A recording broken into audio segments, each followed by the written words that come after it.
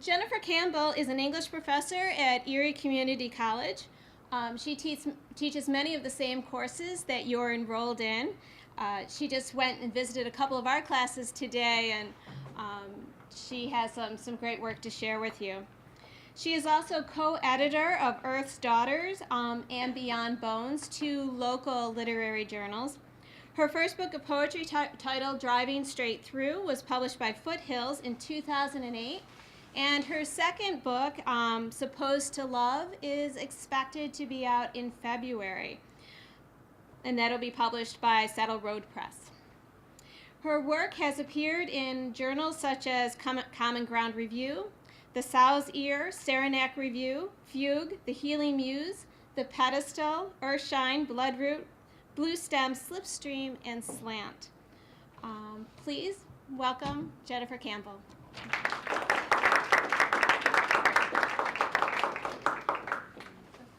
Thank you so much, Dr. Keaton, and everyone has been really hospitable here at NCCC. And now that I hear the readers that you're having coming up, I feel very privileged to be in such a distinguished series. I like all of those writers as well. I'm going to be reading a bunch of poems today that maybe have some sense of discovery and some sense of loss in them. And I'll jump in with one and then stop for a moment. This is Nothing Under the Bed. There's something frightening about cornfields everyone knows. Farmers sense it as they inspect crops at dusk, noting the wind's soft rattle in the stalks. If you grow just a few ears behind your house, you'll hear doubts whisking up, questions latent in tight rows of husks. Should I have let them turn off the machines? Should I have just let her go?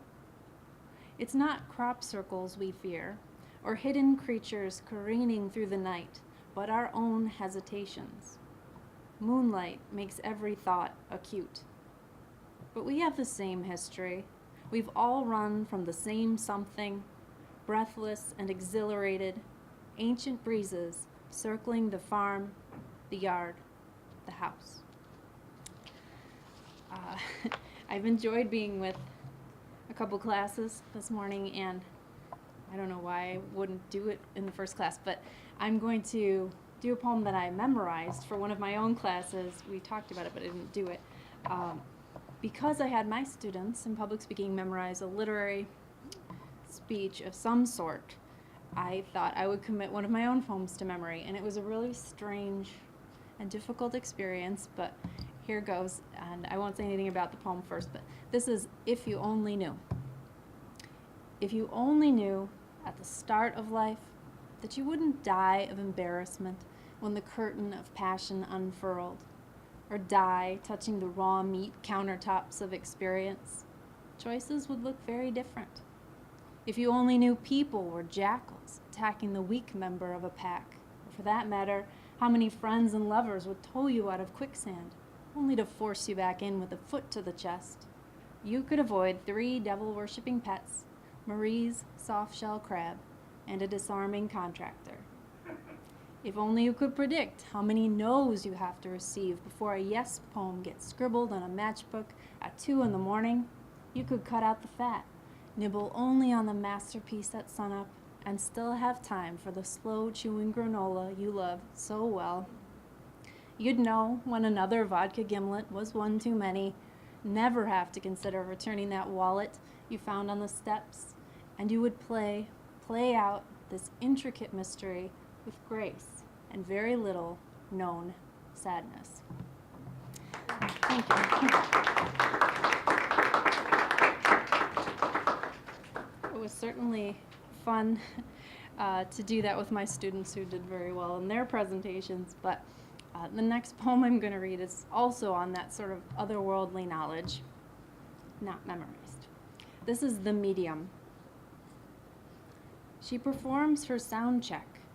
Kids, kitsch, close-knit family, prefabricated confidence.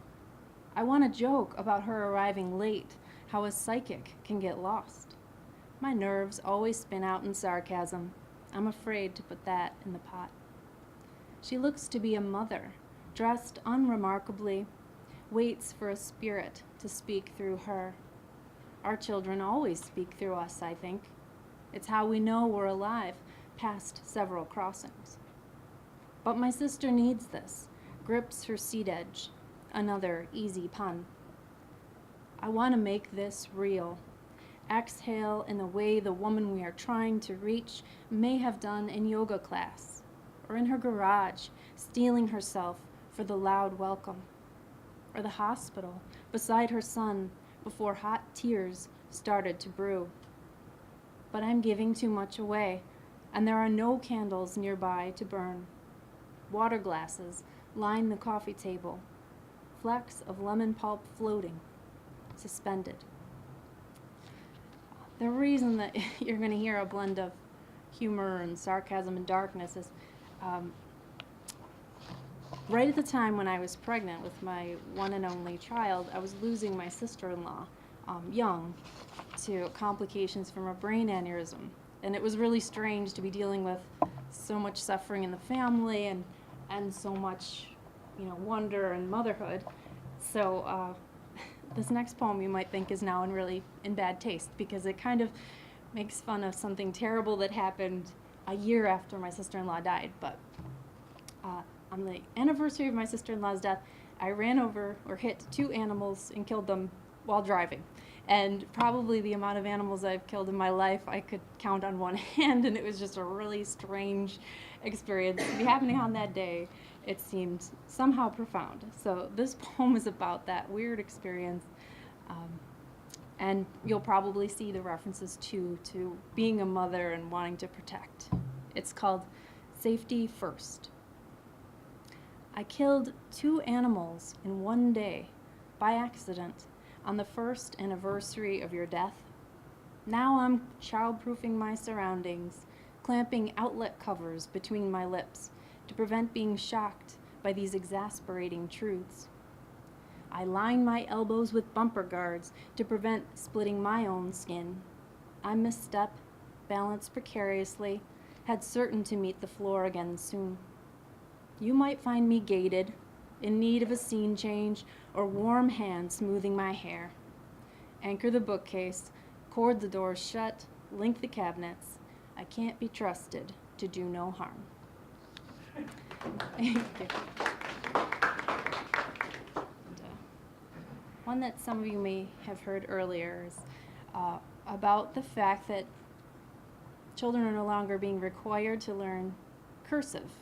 And I was worried about this for my own son, but it has behind it that story also of what happened with a family member, so it's a mix of my weird sense of humor and also something sad.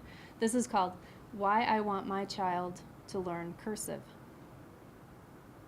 If all goes the way if all goes the way it should, you'll never have to craft a letter to your organ donor's family thanking them for such a sacrifice. You won't hesitate choosing the right pen or cross out a word too pushy, presumptuous. You won't doubt your penmanship, writing with a slow drawl of clarity, crafting curls of question marks, sad slants of syllables, wondering what is too close to heart to mention.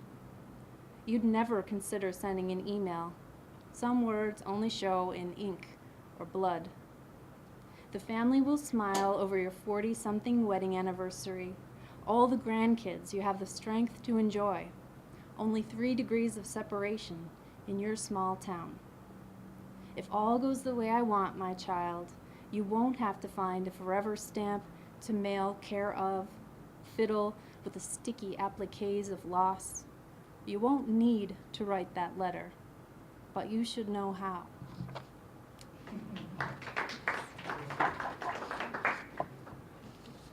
I'm going to shift to some more positive poems, and we'll definitely hear references to motherhood, which is the best thing that's ever happened to me. And this next poem was inspired by being at a friend's reading.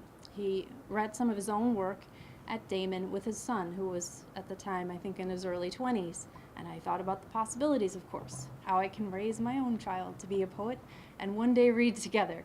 So that's what's behind this poem, called The Teacups. My 3 rhododendrons bloom at different times, a rising, whirling trio like the teacups ride at the fair. I can't predict when the sagging leaves will turn like your soft eyes, stroking the ceiling for the best slant of light. I used to ask you if there were ghosts, half convinced your newborn eyes could outspy my own. Maybe this story will make it into your poems one day, back turned against teenage years, challenges of a boy burdened with parents' doting hindsight, and we'll read our poetry together in a building no longer so green, where I envision you now. Without his better half, my friend sits wilted, jowls weighted with winter. I don't pay much attention, greedy for my fantasy company. Ghost who never leaves my sight, a flower constantly blooming. The kids here, even the bright grad students, only write generalizations, can't settle their pens on a single concrete image. They don't recall amusement parks, the hard plastic shell of the ride, the hot black wheel, their fingers smeared white with each turn.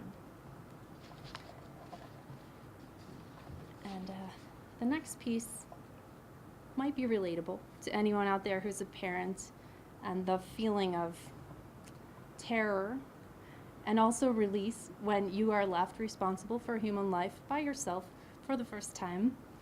It's wonderful and intimidating all at once. So this is called First Day Without Help. You are calm as starlight, giving me time to sleep or clean, but I choose to study your inchworn lips, hummingbird heart, luminous oil blue eyes. Involuntary currents cross your sleeping face. I prefer to call them genuine smiles. Ranking your gasps and coos, I'm learning how to sit, how to let a book fall on the floor, wear the same soft sweater 3 days in a row, accepting its soft, pilled comfort. No one is coming to save us. No one will help as I gingerly mount the stairs, your half-moon curl in my arm, heading toward a brightening even I never dared anticipate. Thank you. So, a little bit past those first days, this one was written last fall when my son was still baby, and it's called Whenever We Are Lost. I missed fall's turn this year, tracked the shifting colors of your eyes. I study you, classify the budding eyebrows, hair gathering into seasonal wisps, and you note everything, flutters and arcs, shadows entertaining the walls. But I can't identify your scent. It's too much my own. Climbing the creaking stairs, I pause, afraid to enter your room. Lingering outside the doorway like Poe's narrator, straining to avoid the thin shaft of moonlight, I move an inch in what seems an hour, terrified you'll recognize my muffled heart breaths. Mornings we watch each other through the bars of your crib, reluctant to break the spell. Though I suspect both of us will file that scene away, call it up whenever we are lost. I do that now, child. I've forgotten who I am until the long night passes, and your gaze pins me gratefully, like calm newborn weight warming my chest. Thank you. I'm going to switch to a couple poems about relationships, and hopefully this one will speak for itself. It's called The Audition. My newest, finest self remembers nothing of the process. Vast, sleepless nights of strangers becoming me, your voice luring me across a canyon, punishing rain. Now in your magnificent presence, there is only you and I. There was never not you and I. Let some better woman feel sinking gray doubt over displeasing you.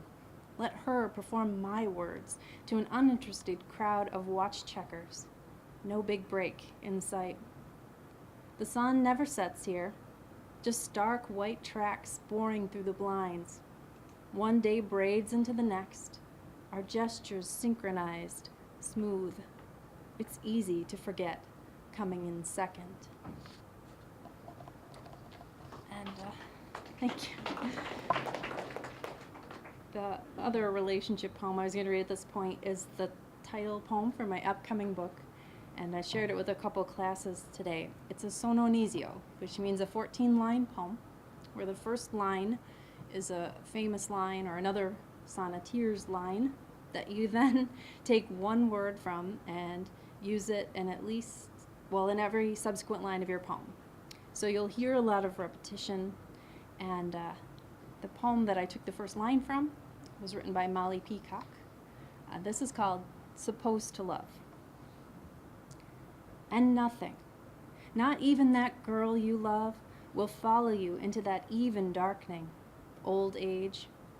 It's an unreachable, shadowy cupboard that girl you love, in her flip-flops and youthful distraction, cannot begin to explore.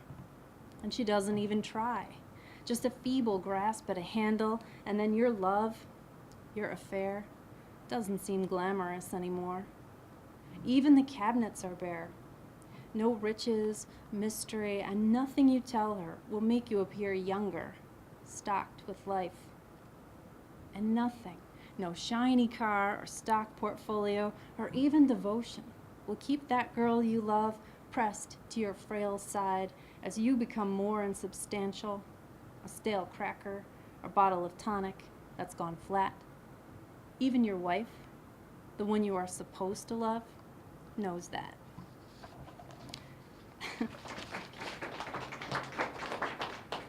I figured I better move to some lighter sounding poems after that one. This one I did share with some students earlier. There's an epigraph from a Mike Doty song. And the quote is, "I went to school with 27 Jennifers." Maybe some of the Caitlin's or something can relate today. The title of the poem is Eponymous, of the same name. Eponymous. 1/5 of my grade school class was Jennifer's, a last initial not enough to distinguish us. Further nicknames and mnemonics needed. Maguda, Klinko, Polish, or precocious. Mine a plain way to hide.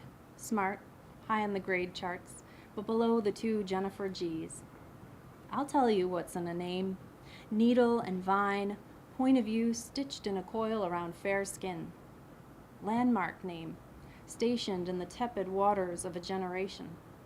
Devoted dactyl. But also smooth and purposefully subdued. My best friend was Shelby Slough, pronounced like plow. She was stagnant, dark, Slough, not an unfair handle.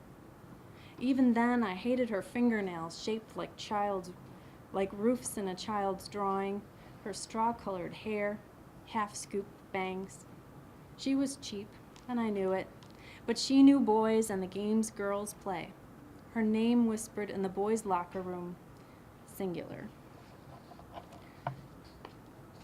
And this summer, while I was deciding I needed to promote my upcoming book, I was going to design a website and wanted to see what was free and available.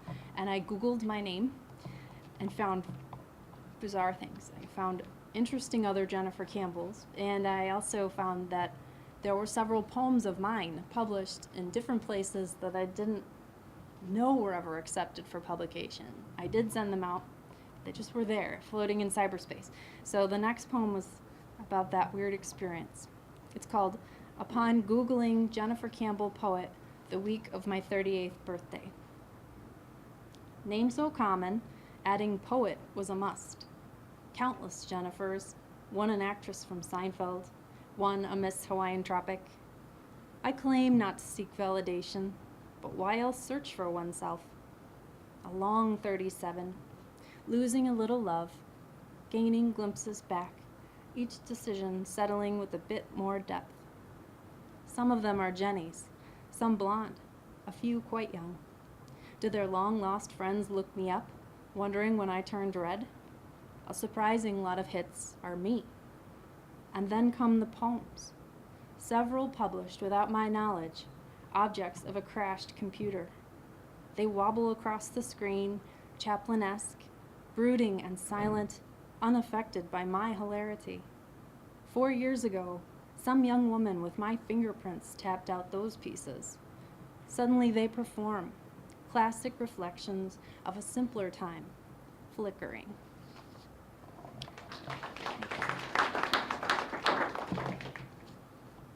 And I don't know if any of you have ever read Stephen Dunn. He's a contemporary poet, but he lives a very different life than I do. Lots of dinner parties and sophisticated acquaintances, and he's also a really nice, down-to-earth man. But I decided I wanted to write a poem about meeting him at one of his parties. And this is called Unexpected. If Stephen Dunn invited me to one of his cocktail parties, would I spy his intelligent lean, see past the wizened beard to a boy who imagines my breasts like putty in his hands? Dean Young might teach me a new red wine. None of my friends host these parties, and I don't like them much anyway. I eat dinner by 6. When people are tonguing tartlets and tapenade, I'm on to the next day. But I might be the one they don't expect. Sexiness tamed by clothes that fit my shape. Red hair entices, renders me pure of heart. Every man needs a muse for the night. I won't spill Pinot Gris on the carpet or scold a young couple for living in sin. The family dog will never leave my side, but won't dare hump my bare leg. Darting around politicos, I'll admire the Renoir or African masks above the mantel. My only awkwardness, planning a kiss right on Stephen's lips as he bends toward my cheek. I'll leave before the heat has left his face, the only truly unexpected guest of the night.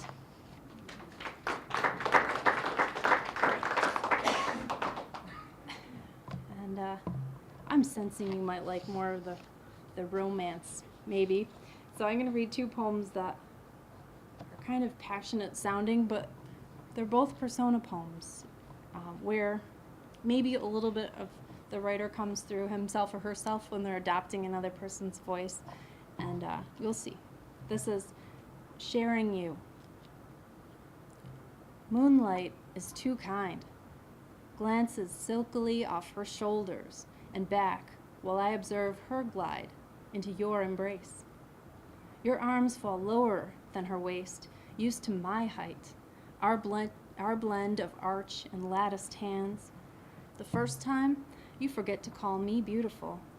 Instead, drink the milk of her skin, rising to your amber touch. She feels me watching, each bray a little throatier for the witness. It gets easier each time, you multiplying like loaves and fish to meet our desires, scores of you dividing, stacking up like parts on an unattended conveyor belt until you fill every blessed space the charitable moon allows. And thank you. This next poem was written after a student brought to my attention how cool an Anne Sexton poem was. It was one that I had used. It was in our anthology. It's called For My Lover Returning to His Wife. She reminded me how fantastic the language was and how biting the tone was, and so I decided I was going to write a modernized version of this poem. Again, it's invented, but I tried to use her style and her form of quatrains. So my version is For My Lover, who returns every night to his wife, after Anne Sexton. She knows you're all hers, intricately forged from the mistakes and tender need of your past. She strode into your life at just the right moment. She's always been the one for you, dear. All admire her fine, lilting voice, her charm dancing across the evening with a classy brush on the cheek. Make no mistake, I've been a diversion, a fantasy, a grand olive tree waiting at the edge of a grove, this new moon carving interest into the indigo night. So stable, she is your emergency contact, your family phone plan. Green beans you don't eat on the side, but they remain evidence of caring. It's her lamp you hear click off down the hall at 10. I am Sunday. She steady as sunrise. Columbus Day. All the eves, no need to name them. But you have bequeathed your art to me, entrusting my lasting vision. She is the newspaper, and I am Brahms. You and I hear each other on another plane. Haven't you noticed? She is trim chicken. I, a tender cut of rare fillet, working you down to the arteries. People say I'm a want, she a need. My caress reminds you to touch her, and how. When your hand absently catches hers, don't stop yourself. Clasp her reality. She is so present, so much your past. She is in your child, red-lipped and dripping sweet.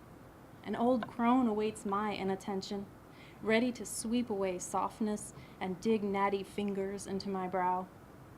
I won't be beautiful forever, and one day I won't be turquoise waves crashing in your ear. Hers is the name you won't forget, even in the throes of senility. Its 2 melodious syllables, a tonic for your strained throat. She has that kind of imprint. As for me, I am just words, easily deleted.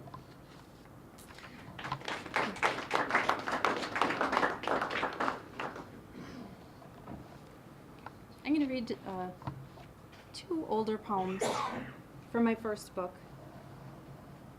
Maybe both need a little tiny story. The first was written when I was trying to plan a 20th century world literature course, and I realized how impossible it is to cover enough material in 15 weeks to do the subject any justice, and maybe how inadequate I was at doing so. So the poem is called On Planning a World Literature Course. Potato famines and dictators pawing the dirt in their jackboots is one thing. Accounting for reverberating swan dives through hell's rings, the shimmering forked tongue of democracy, is quite another. My worldview is shaped by 2 eyes of a color not found anywhere in the Congo, an uneven acre of coughing earth, and an oil painting a friend created 8 years before I went to Ireland. Since it shouldn't take a lifetime to find Prague on a map, the new syllabus requires 1 part green privilege, 2 parts wagon-loading curiosity, and a dash of existentialism.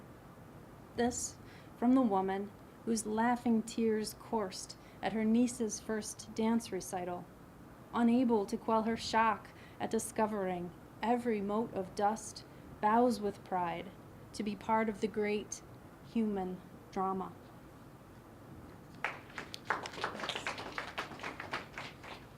And this next one is for the students out there. And a true story is when I was taking a poetry class, my one professor said, when he was introducing this Cummings poem, Somewhere I've Never Traveled, Gladly Beyond, that if anyone ever read you that poem, you had to marry that person. Didn't matter if a male read you the poem and you're a male, you had to marry that person. It was the perfect love poem. And I never forgot that, so that little story is in this poem. Do as I say, not as my poetry professor once insisted, authority jutting from elbow patches on corduroy. If anyone reads you Cummings, Somewhere I've Never Traveled, Gladly Beyond, you must marry that person, young or old, male or female, no delay. I balled the advice into my shirt sleeve, a half-used Kleenex, wondered how long I should wait to learn that passion isn't driving 2 moonlit hours to convince a young lover to take me back for the night. I deserve more than safety.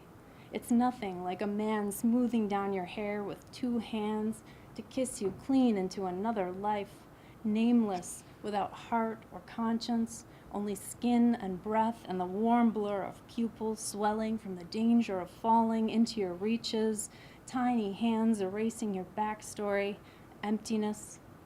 Let them. Don't hesitate, as I did.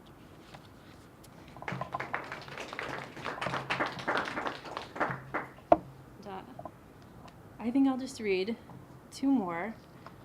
One is maybe relevant and kind of seasonal because I finished it the week when Hurricane Sandy was supposed to hit here and didn't touch down, which was nice, but it did in Long Island, where I knew some people dealing with it.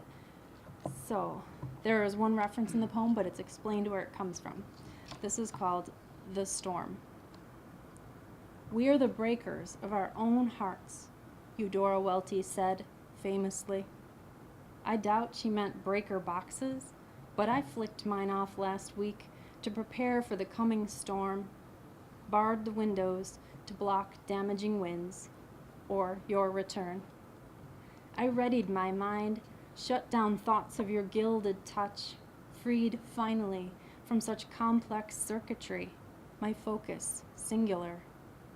The last storm, where we met, left live wires flapping, sparks sprouting everywhere. The hurricane didn't decide to touch down here this time. All I see out my window, common gray skies ruling the horizon.